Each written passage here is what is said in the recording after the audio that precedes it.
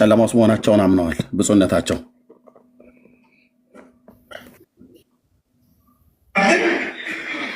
ቤተክርስቲያኒቱ ወንዘ ይነጉሙ ሳብኡ ሆኖ ነው ትውልዱ የጠፋብን። ትውልዱ ምን ያለብን የጠፋብን ምን ሆኖ ጠፋ? ብፁዕነቶ እርስ በርስ ነው መጠያየቅ ያለባቸው። አባቶች ከልጆች ጋር እርስ በርስ መጠያየቅ ያለባቸው። በእርግጥ ልጆቻቸው አብዛኞቹ መረኖች ናቸው፣ እናንተን ሁሉ የሚሳደቡ ስዳደጎች፣ ወላጅ አልባ ጳጳስን በዚህ አይነት ልክ ሲሳደቡ አይተናናቅ።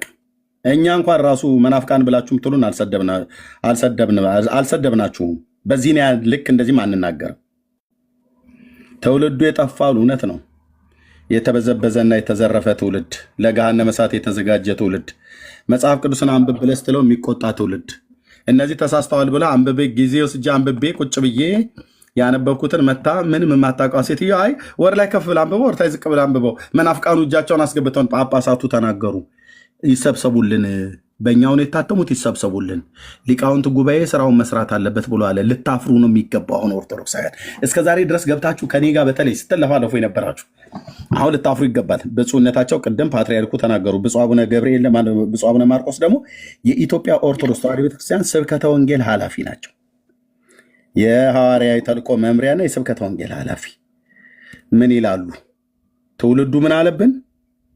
ትውልዱ የጠፋብን ቤተክርስቲያኒቱ ወንዘ ይነጉሙ ሳብኡ ሆኖ ነው። እውነት ነው። መጻጸላ የወዘራ ክፍዳለ እውነት ነው። ዛሬ ኢትዮጵያ ቤተክርስቲያን ሁሉ ሊቃውንት እያለ በ12 ሐዋርያት ዓለም ብርሃን በርቶለት ይህን ያህል ሊቃውንት እያለ የኢትዮጵያ ዛሬ ጨለማ ውስጥ ጨለማ ድቅድቅ ጨለማ እንዴና ንቁ እንጂ በ12 ሐዋርያ የተሰበከ ስብከተ ወንጌል ለዓለም ብርሃን የሚሆነውን ወንጌል ሰበኩነ ጳውሎስ። ይሄ ሁሉ ሊቃውንት እያሉ ኢትዮጵያ በጨለማ ያውም ድቅድቅ ጨለማ ተኝተን አሉ። ይሄ ሁሉ ሊቃውንት ተኝቷል። ብፁዕነታቸው እንደተናገሩትም ተኝተዋል። ህዝቡም ተኝቷል። መሪውም ተኝቷል። ድቅድቅ ጨለማ ውስጥ ቆመው ኑ በብርሃኑ ተመላለሱ ተመላለሱ ሲሉን ነበረ። ይሄ መደዴ ትውልድ በመጀመሪያ ብርሃን ውስጥ መቆምህን ማወቅ አለብህ፣ ማየት አለብህ። ጴንጤ በጨለማ ውስጥ ቆሞ ኑ በብርሃኑ ተመላለሱ ብሎ ቢል ማፈሪያነት ነው። በብርሃን ውስጥ ሆኜ ነው ና ወደ ጌታ ብዬ እምልህ፣ ከጌታ የበለጠ ብርሃን ስለሌለ። ጴንጤ ወገኔ በብርሃን ውስጥ ቆሞ ብርሃን የሆነውን ኢየሱስ ክርስቶስን በህይወቱ በልቡ አንግሶት አክብሮት እየሰበከ ስላለ ነው ተሐድሶአውያንም ወንጌላውያንም ኑ ምንላችሁ። እኛ ኑ ብለን በስብከት ስንጠራችሁ በአንተ በመዝሙር ኑ በብርሃኑ ተመላለሱ ስንመጣም እንደምናደርገው ገድላትና ድርሳናቱ አተላላሱ ነው። ኑ በብርሃኑ ተመላለሱ አተላላሱ ልትሉም ማለት ነው። ዳቦ እንድትልሱ፣ ጸበል እንድትቀምሱ፣ አተላ እንድትልሱ፣ ይሄ ነው ትምህርቱ። አኬ ተጽዕኖ ፈጣሪ ብላ ያልከው ባለጢማም ጎረምሳ ተዋህዶን ቅመሷት አላለ መጥቶ እሱ እኮ ሰፈር ላይ ብይ እንደዚህ ብይ ቅጭል እያደረገ እየተጫወተ እኔ ቀድስባት የነበረውን ቤተክርስቲያን ኑ ቅመሷት አላለን። ምኗ ይቀመሳል? ኦርቶዶክስ ምኗ ነው የሚቀመሰው? እውነትህና መተን ንቅመሳት አይደል? ምኑ አተላ ልሳችሁ ትጸድቃላችሁ ብሎ የሚል ፍርፋሪ ነው ቅመሱ ምትለን። ፍርፋሪ በላ ይጸድቃል ብሎ የሚል እሱ ነው ቅመሱት የምትሉን። ለደህንነት እኮ የዘላለም ድነትን ለማግኘት ፍርፋሪ በልታችሁ ትጸድቃላችሁ ብላ ምትል ቤተክርስቲያን ነች። ክብር ይግባትና ይሉሃል ይመጡና አተላ ልሰት ትጸድቃለህ፣ የመድኃኔዓለም ጭስ ከነካህ አረማዊ እንኳን ብትሆን በስላሴ ባታምን ትድናለህ ብላ ምትል ቤተክርስቲያን ናት። እማናቃትን ኦርቶዶክስን ኑ ቅመሷት ብላችሁ ብትሉ እንደው ሰየው። እያንዳንድ አልኩ ወንድሞቼ ናቶቼ፣ በእድሜ የምታንሱኝ በእድሜ የምትበልጡ መቼም እንደዛ ብዬ አይደለም። በእድሜ የምታንሱኝ እዚህ አሁን ኦርቶዶክስ እናውቃለን ብለህ ምትል አንተ ሰፈር ላይ ብይ እያልክ እየተጫወክ ጊዜ ሶስት ስትል እኔ እየቀደስኩባት ነበር። ኦርቶዶክስነትን ለእኔ አታስተምረኝም መተህ መጽሐፍቶቻችሁ የሚናገሩት ግን ወንድሞችና እህቶች እግዚአብሔር ጸጋ ካላበዛልህ በስተቀር ይህን መጽሐፍ አንብበህ እንኳን አጨርሰውም። ውስጡ ያለው ውሸት እንዴት እንደሚያበሳጭ እያነበብኩት ስለሆነ ስለ አንድ ግለሰብ 2 መጽሐፍ በቤተክርስቲያን ውስጥ ይጻፋል። ንግድ ነው። ይሄን ህዝብ ይበዘብዙታል። አንዴ በደብሩ አስተዳዳሪ በገዳሙ ህንፃ አሰሪ ኮሚቴ ታተመ ይላል። አንዴ ደግሞ በጉንዶ ተክለ ሃይማኖት ታተመ ይላል። ይሄን በገዳሙ ስለ አንድ ሰው ነው የሚናገረው፣ ግን የተለያየ ታሪክ። አቤቱ ጌታዬ፣ አቤቱ ጌታዬ፣ ከዚህ ሁሉ አይበቃህም ወይ? ምን አሉ እሳቸው? ተኝተናል፣ ጨለማ ውስጥ ነን አሉ። ሐዋርያት ዓለም ሰላም ሰላም ተሰጥሻለ እያለ ኢትዮጵያ ዛሬ ጨለማ ውስጥ ጨለማ ድቅድቅ ጨለማ። አዎ እንደና ንቁ እንጂ እንድትነቁ ነው እኮ እንጂ ሌላ እኮ ትጥቁ ሞልቷል። ለመቼ ታደርጉታላችሁ? ወይም ማህሌት በመቆም ብቻ አሁን ጊዜው እንገፋለን ብላችሁ ታስባላችሁ? ማህሌት በመቆም ብቻ ልክ የሚናገሩትን ማህሌት በመቆም ብቻ ጊዜውን እንገፋለን ብላችሁ ታስባላችሁ? ሊቃውንተ ቤተክርስቲያን ማህሌት በመቆም ብቻ ልብ በሉ። ማህሌት ቁመን ቀድሰን መጣ ኦርቶዶክስነት እድሜ ይኖረዋል ትላላችሁ? ማህሌት ቆመን ቀድሰን ወተን ኦርቶዶክሳዊ እምነት እድሜ ይኖረዋል ብላችሁ ታስባላችሁ? በእውነት ትውልድ ካለ የእኚህን አባት ምክር መስማት አለበት። እኔ ቢሰሙኝ እነዚህ አባቶች ሕያው እግዚአብሔር ምስክር ነው። ይህንን የማንን መተተኛ ደብተራ ሁሉ ቢያባርሩት አውደ ምሕረቱን ቢሰጡን የጠራውን አባቶቻችን ሐዋርያት የሰበኩትን ወንጌል እንሰብክ ነበር። ይህ እንደኛ አይነት አባቶች ግን በባለጌ ሴቶች በባለጌ ወንዶች ይሰደባሉ። የተናገሩት ግን በጣም ሀቅ ነው። ኦርቶዶክሳዊነት ጠፍተዋል። አባቶቻችሁ ናቸው ያሉት። ጨለማ ድቅድቅ ጨለማ ውስጥ ነው ያላችሁት። አባቶቻችሁ ናቸው ያሉት። ቅዳሴ ቀድሰን ማህሌት ቆመን የምናቆየው ትውልድ የለም። ኦርቶዶክሳዊነት በዚህ አይቀጥልም። ምን በሉ እያሉ ነው። ስበኩ መጽሐፍ በምንድን ነው የሚቀጥለው ታዲያ? በምንድን ነው የሚቀጥለው? ይኸው እሱንማ የሚቀጥልበትማ የወንጌሉን ስበኩ እኮ አሉሽ። የወንጌሉን ስበኩ እኮ አሉ መጽሐፍ ቅዱስን። እሱ ይሄ የምትናገረው ንግግር ትክክል አይደለም። ኦኬ፣ የእሳቸው ትክክል ነው ትክክል አይደለም? የእሳቸው ያሉትን ነገር እሳቸው አሁን ተግሳጽ እየሰጡ ያሉ ለአባቶች ነው፣ ለራሳቸው። በማንኛውም ቦታ ቆይ አታቋርጠኝ። በማንኛውም ቦታ ላይ ስህተት ይኖራል። ስህተት የተደረገውን ማረም አለብን ብለው እሳቸው የተናገሩትን አውጥተህ በጣም አጉልተህ በመናገር የራሴ የቤተክርስቲያን ስንት ጉዳይ ያምጣለን። ስለ ኦርቶዶክስ አሁን ጨለማ ውስጥ ነን እኮ አሉሽ። ጨለማ ውስጥ ነን አሉሽ። ጨለማ ላይ ነን። አዎ ኦፍኮርስ ጨለማ ላይ ነን። አንተም ጨለማ ውስጥ ነህ። አንተም ጨለማ ውስጥ ነህ ኤርሚያስ። አንተም ጨለማ ውስጥ ነህ። ድቅድቁ ጨለማ ምንድን ነው? አባትሽ ጨለማ ውስጥ ነው ያለነው ብለው ሲሉ ምን ውስጥ ነን እያሉ ነው? ምንድነው ድቅድቅ ጨለማ ውስጥ ነው ያለነው አሉ። ክፍተት አሁን የቤተክርስቲያናችን ክፍተት እያመጣ እያጎላ በእንደዚህ አይደለም። ከኦርቶዶክስ ወደ ፕሮቴስታንት የምታመጣው በዚህ መልክ አይደለም። እኛ ከኦርቶዶክስ ወደ ወንጌል አማኞች ማመጣው እኔማ የወንጌል ሰባኪ ስለሆንኩ ሰብኬ ነው። ወንድሞቼ እናቶቼ፣ አሁን የተጠየቅሽው መጽሐፍቶቻችሁን ስናሳይ መጽሐፍቶቻችሁን አትናገሩ፣ የመጽሐፍቶቻችሁን ስህተት ስናሳይ አትናገሩ፣ እናንተ እንደምትሉት አለ መጽሐፍቶቹ የሚሉት አላችሁ። ፓትርያርኩ መጥተው መጽሐፍቶቻችን ችግር አለባቸው ይሰብሰቡ አሉ። ጳጳሱ ብፁዕ አቡነ ማርቆስ ጨለማ ውስጥ ነው ያለኑ፣ ድቅድቅ ጨለማ ውስጥ ነው ያለኑ አሉ። አንቺና መሰሎችሽ ግን በዚህ 2-3 ወር ውስጥ በብርሃኑ ተመላለሱ እያላችሁ እኛ ላይ ሙድ ስትይዙ ነበር።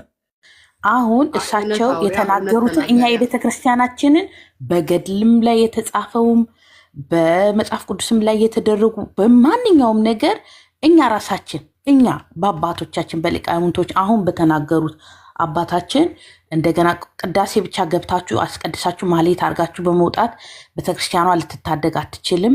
ይሄ ነገር መታረም አለበት። እናርማለን። ሰው እኮ ከስተቱ ይታረማል። ምንም ቢግዲል አይደለም። ይህንን ማዋከብ ኦርቶዶክስ ጨለማ ላይና ጨለማ እናንተ እስከ ስንት ጉድ ጨለማ የእናንተ አይብስም እንዴ? አሁን ኤርሚ ሊያዋርድ ኤርሚ ጨለማ ነው ምናምን ሳይሆን እናንተውን ጨለማ ውስጥ ናችሁ አይደላችሁ? አይደለንም። ጳጳሱ ያው አባትሽ ጨለማ ውስጥ ነን አሉ። አንቺ ከሳቸው የበለጠ አውቀሽ ቢሉ ለእኔ ለልጃቸው ነው ያሉት።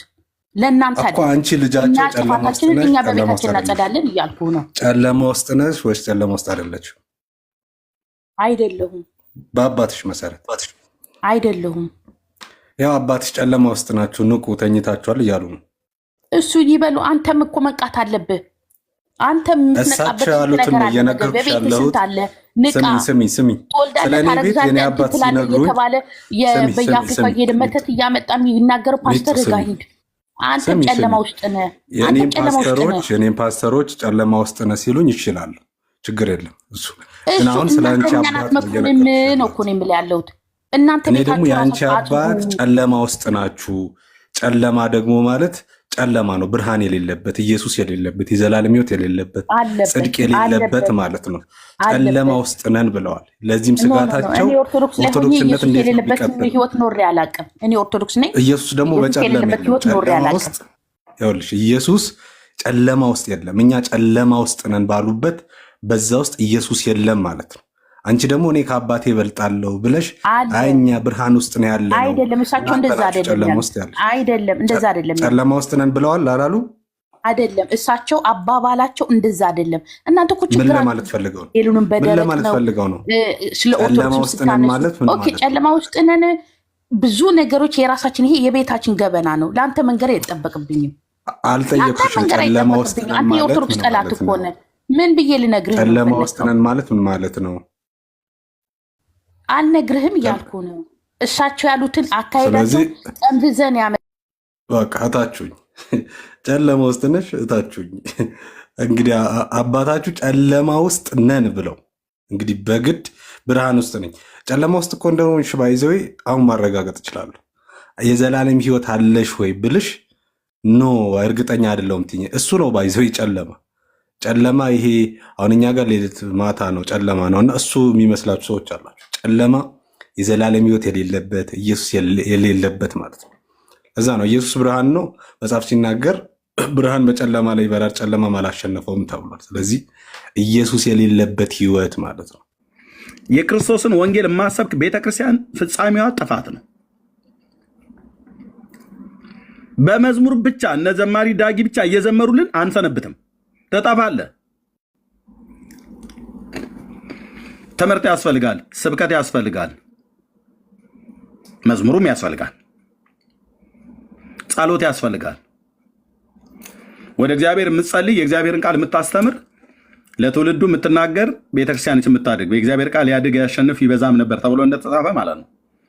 ኦርቶዶክስ ወንጌል ባለመስበኳ እኮ ነው እየጠፋን ነው ያሉት። ተኝተናል፣ ድቅድቅ ጨለማ ውስጥ ነው ያለነው። ወንተን መቅዳሴና ማህሌት በመቆም የምናሰነብተው ትውልድ የለም አሉ። ንቁ ኦርቶዶክሳውያን። የዛሬ 11 ዓመት በጽሁፍ ነበር የጀመርኩትኝ። ተናገር እውነቱን። እንደውም ወደዚህ ምድር ከገባው ያኔ 2 ዓመቴ ነበር። በጽሁፍ ስጽፍ እኔና ሳሚ ሙሉጌታ አሜሪካ ሀገር፣ አንድ ደግሞ ፌቨን ናሆም የምትባል እህት የዛሬ 11 ዓመት እና የመጀመሪያ ጊዜ በጽሁፍ ነበር ማስቀምጥ የነበረው እና በጣም ነው የደነገጥኩት። ፌስቡክ ለመጀመሪያ ጊዜ ነው የከፈትኩት። ስከፍተው ተናገር እውነቱን ብዬ ነው በዚሁ ነው የከፈትኩት እና በጣም ብዙ ህዝብ ያነብ ነበር እና በጣም ብዙ ህዝብ አንብቦ በጣም ብዙ ህዝብ ጥያቄ ሆኖበት በውስጥ መስመር ያገኙኝ ነበረ። በሜሴንጀር ላይ ምናምን ነገር ማለት ነው።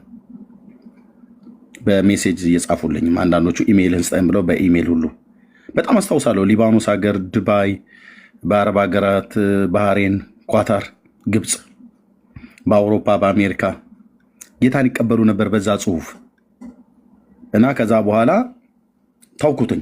አንዳንድ ክርስቲያኖች ለምንድን የሰው ሃይማኖት መጽሐፍት እንደዚህ እያወጣ የምትናገረው ብለው የወንጌል አማኞች ሲናገሩኝ ደነገጥኩና ታውኩትኝ እና ከዛ እንደገና ደግሞ መልሼ አነሳሁትኝ። ፓስተር ሰለሞን ጌታ እግዚአብሔር ባርከው ምን አለ፣ አንድ ነገረ ክርስቶስን በክርስቶሎጂ ትምህርት በሱ ላይ ቤተክርስቲያን ውስጥ ወደ 5 ሳምንት አገለገልኩኝና በእኛ ቤተክርስቲያን ማለት ነው እና ይሄ ትምህርት በዚህ ትምህርት በጣም ብዙ ሰዎች የተሳሳቱ እውቀት ያላቸው አንዳንድ ሰዎች ስለሚኖሩ በዓለም ዙሪያ ይሄ ትምህርት ተቀርቶ ፐብሊክ ቢቀመጥ ሌላም ሰው ይሰማዋል፣ ሌሎችም ከስተታቸው ይማሩበታልና ብታስተምረው ብሎ እሱ ከኔ ይልቅ ሶሻል ሚዲያን አጠቃቀም ያውቃልና ፌስቡክ እኮ እንደዚህ ላይቭ ጀምሯል ምናምን ነገር ብሎ አለኝ እና ፌስቡክ ላይቭ ጀምሯል ብሎ ሲል የዛሬ 7 ዓመት ነው 8 ዓመት ጀመርኩ ማለት ነው። የመጀመሪያ ቀን ስመጣ አይ ቲንክ 8 ሰው ነው ምናምን ነገር ላይቭ ላይ ያየኝ። እኔ ላይቭንም ራሱ አላውቅም ነበር። ዩቲዩብ ላይ ብትገቡ ታያዋታላችሁ።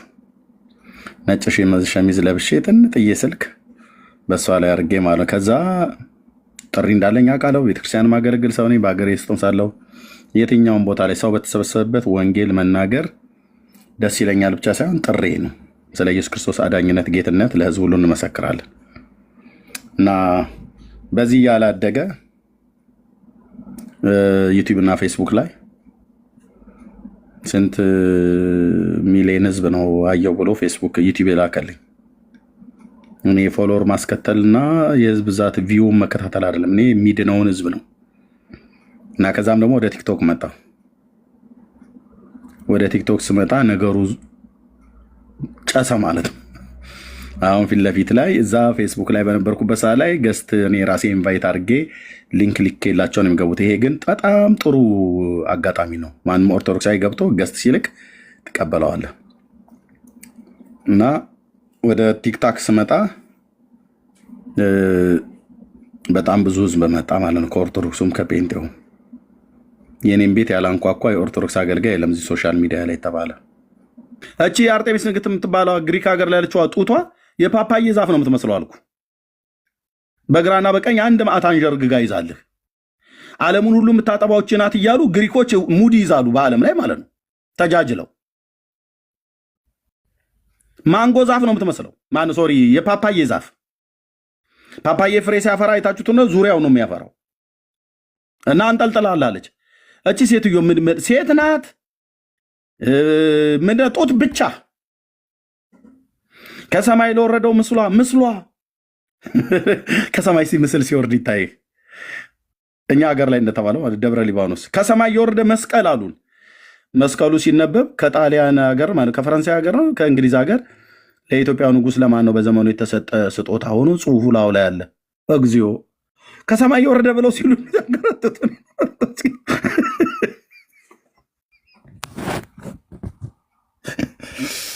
ወይኔ በላቸው። ደብረ ሊባኖስ ያለው ከፈረንሳይ ሀገር ለኢትዮጵያ ንጉሥ የተሰጠ ገጸ በረከት ይልልሃል እና ከሰማይ የወረደ ምስል ከሰማይ ወርዷል።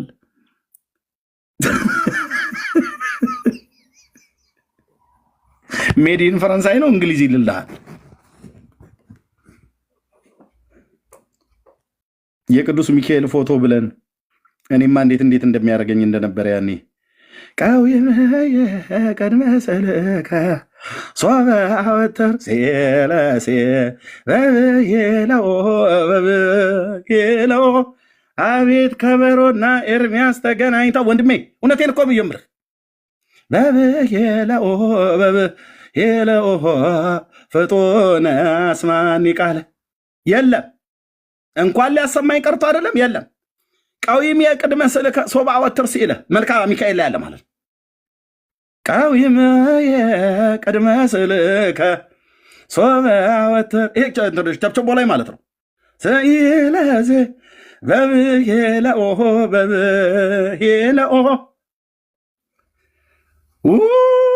ኤርሚያስ ተበልታል። ኤርሚ ዲያቆን እንዳልክ ከመኝታው ሲነሳ አየሁኝ። ከበሮ ሊመታ በህልምህ ነው? ጀሪካ ነው የሚመታው። እሱማ ጀሪካ እየደበደበ ነው ያለው። ወጋው።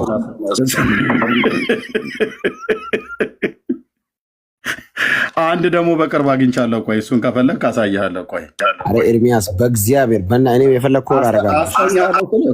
አስተኛለሁ እየስልህ እዛ ስትቀጠቀጥብን ኖረህ አሁንማ መተህ እዚህ ኑዛዜህን ሁሉ መናዝጋል። የሆነ የበሬ ቆዳ ተወጥሮ ገመድ ታስሮ እኮ ነው የቀጠቀጥኩት። እስካሁን ሰንበሮ አለቀ ገመድ ላይ። ወይ ለኢየሱስ ቢሆን ጥሩ ነበር እኮ ለማይለማ ለማይሰማ ለሰው የዘመሩ ሚዩት አድርገው እንዴ አንተ አይደለም በርክ እንዴ ለያዥ ለጋራዥ አስቸግረህን የነበረው መናፍቃን 1 2 3 4 ሃሌ በላሌ ሃሌ በላሌ ሃሌ 1 2 3 4 ሃሌ ማርያም አማላጅ ናት ሃሌ መናፍቅ የገቡት ስትለን ነበር እኮ እንዳልክዬ ብርሃን እስኪወጣልህ ድረስ በ97 እያልኩ ቅዱሳን አውቆ ነው እኔ አላልኩም። እኔን ድሮም ለጴንጤ 30 ደቂቃ የቀረኝ ኦርቶ ነበርኩ።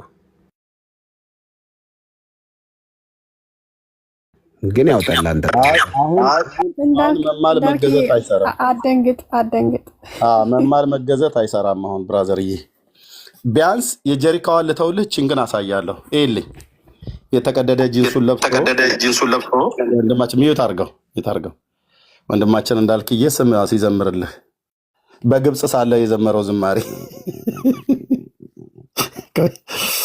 የቱ ጋር እንዴት ነው የሚሰማ ወንድምዬ?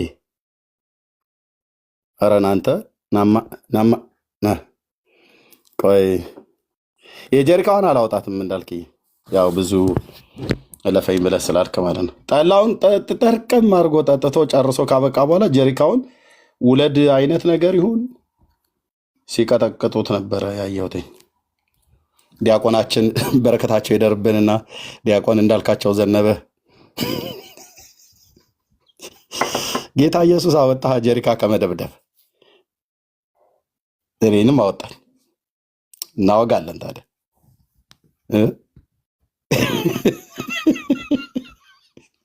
ኧረ ረገጣ ይላል ወንድሜ ነው። አይ ደግሞ ዲያቆን ስለሆነ ይገባዋል ንግግሬ። የዲያቆናችሁ ውውት ነው።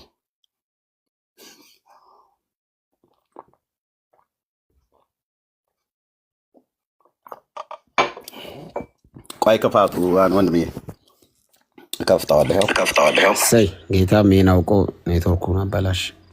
አይ አልተበላሸም። ስሙ ብሩክ። ይሄ ኃያል እናንተ ብዬ ለእግዚአብሔር የሚገባውን ገብርኤልን ኃያል ነው ያልኩት ነው። አዶን ማን ኃያል ነው ብዬው እኮ ነው መልአኩ ነው። እንዳንተ ያለ ኃያል የለም ብዬዋለሁ። ወይኔ ዛሬ ተበላህ እንዳልክ ውጊያ ነው። ኧረ ቆይ ቆለፈበት መሰለኝ። አያም በኢየሱስም ብሎ ስላለ እምቢ አለ ቪዲዮ። እሰይ እሰይ ሃሌሉያ። ውጊያ ነው። ሰብረነዋል። ስማ ለዛኔ እኮ ከሆነ የኔ ቢጤ ጋር ገነት ገባለሁ ብዬ 50 ብር ሰጥቼው የኢየሱስ ደም እያለ ብር ሰጥቼው ገነት ልገባ አስሩ ቁጭ ብለህ ሰውየው መንገድ ላይ የሚሄደውን እኮ ነው ዋሽንት በጣም እንትን ይላልና ናናና ምናምን ብዬው እዛው ሰፈር ነበር ግቢ ያስገባሁትና እኛ ጋር 50 ብር ሰጥቼው በቃ ለገብርኤል ዘምሬ ያበደ ጽድቅ ላስመሰግብ ማለት ነው።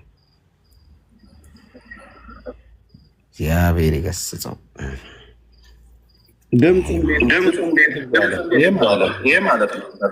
አዎ እኮ ታዲያ ሟች ከመሞቱ በፊት ይላሉ። ሟች ከመዳኑ በፊት ኦርቶዶክሶቹ ሟች ከመሞቱ በፊት አሉ። ጴንጤዎች ደግሞ ሟች ከመዳኑ በፊት በሉ እንጂ እንዴ ለነሱ ሞት እኮ ለኢየሱስ መዘመር እኮ ነው። አይ ኦርትዬ እኮ በቃ እንዲህ ነች እኮ ለኢየሱስ ዘምር እንጂ እነሱ ጋር ምንም ነ ቆይ እንዴትም ቢያደግም ወግቾ ነው እንዴ ኃይል እኮ ነው ያወጣሁት። አይ በቃ ኤኒዌይ በጣም ብዙ ነገር ስንል ነበር የነበረው፣ ግን መዳንን ያገኘነው ኢየሱስ ጋር ስንመጣ ነው። ቀዊም የቅድመ ስልከ ሶባ ወትርስ ኢለ ብዬ በቢህ ለኦሆ ፍጡና አስማኒ ቃለ ብያልኩት ሚካኤል አንድ ቀን ሳይሰማኝ ስዕሉ ፊት ቆሜ ስጸልይ ከበሮ ብንቀጠቅጥ ጠብ ያለ ነገር የለም።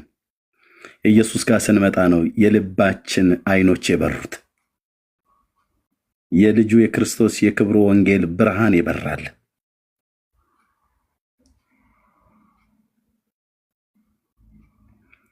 መዳንን በክርስቶስ ኢየሱስ ታገኙት ዘንድ ለዚህ ነው ወንጌል የምንነግራችሁ። ቀልድ አይደለም ያዝኑ። ሃይማኖተኞች የሆናችሁ ሰዎች ጌታ ኢየሱስ ክርስቶስን ሳታውቁ የተቀመጣችሁ በምን ያህል እስራት እንደተያዛችሁ እስራታችሁን ሁሉ ለማየት የክርስቶስ የክብሩ ወንጌል ካልበራልህ በስተቀር የልቦናዎች አይኖች ካልተከፈቱ በስተቀር በምን አይነት እስራት እንደታሰርክ አታውቀውም። ለዚህ ነው አንዳንድ ጊዜ ታስታውሳላችሁ፣ እኔም ብቻ አይደለሁም እንዳልከም እንደዚህ መርጌታም ጌርሳምዬም ሁላችሁም እዚህ ያላችሁ የሆነ ቦታ እግዚአብሔር ልክ ኮምፒውተር እንደሚከፈት ሙት የሆነ መንፈሳችንን በመንፈሱ በቅዱስ ቃሉ ሕያው ቃል ስንሰማ ሙት የሆነ መንፈሳችን ክሊክ ሲደረግ የት ውስጥ እንደነበረን አወቅን እና ይሄ ሁሉ ህዝብ ሊጠፋ ነው ማለት ነው ብለን እኮ ነው ያለው።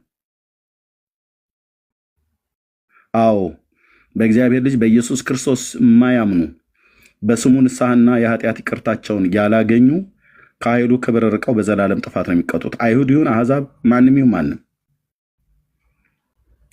ኦርቶዶክስ በሚባል ሃይማኖት ስርዓት ውስጥ ስላለ፣ ካቶሊክ በሚባል የሃይማኖት ስርዓት ውስጥ ስላለ፣ ወንጌላውያን በሚባሉ የሃይማኖት ስርዓት ስላለ፣ አይሁዳውያን በሚባሉ የሃይማኖት ስርዓት ውስጥ ስላለ፣ በሌሎችም በእስልምና በሌሎችም ሃይማኖት ስርዓት ውስጥ ስለተመላለስክ የእግዚአብሔር ልጅ ሳታቀው የህይወትህ ንጉሥ አዳኝ አድርገህ ሳትቀበለው በእሱ ትምህርት ሳትኖር ስሙ ሲጠራ እያንገፈገፈ እየተራገምክ እየተሳደብክ የምትገባበት መንግስተ ሰማያት ሳይሆን የምትገባበት የእሳት ባህር ተዘጋጅቶልሃል። ለእንደነኛ አይነት ሰዎች እግዚአብሔር እንዲህ ብሏል። ልክ ለእስራኤል ቤት በሙሴ በኩል እንደተናገረው በታላቁ ነቢይ በዘዳግም መጽሐፍ ምዕራፍ 30 ላይ ይመስለኛል ቁጥር 18 አካባቢ ላይ ምን አላቸው? በፊትህ በረከትና መርገምን ሞትንና ህይወትን አኑሬአለሁ ይለዋል። አንተና ዘርህ ግን በህይወት ትኖሩ ዘንድ ህይወትን ምረጥ ብሎታል። ግን ፊት ለፊት ላይ ሁለት ነገር አለ። በረከትም አለ፣ መርገምም አለ። ህይወትም አለ፣ ሞትም አለ። እግዚአብሔር ህይወትን ምረጥ ብሎታል ለእስራኤል ቤት።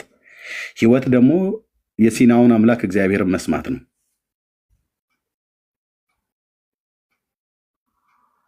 በቃ ያ የሲና አምላክ ያህዌ ሰው ሆኖ ከድንግል ተወለደ። ራሱ ያ በሲና ራሱን ለእስራኤል ልጆች በደመናና በእሳት ውስጥ የገለጠ ጌታ ሰው ሆኖ ከድንግሊቱ ማኅፀን ተወለደ። ያህዌ ኢየሱስ ያህዌ ነው፣ ተወለደ። ያኔ በደመናና በእሳት አምድ ራሱን የገለጠው፣ አሁን ግን በስጋ ተገለጠ። አምላክ ታየ፣ በምድር ተመላለሰ። ወልደ እግዚአብሔር ወልደ ዳዊት ተባለ፣ ወልደ ማርያም ተባለ።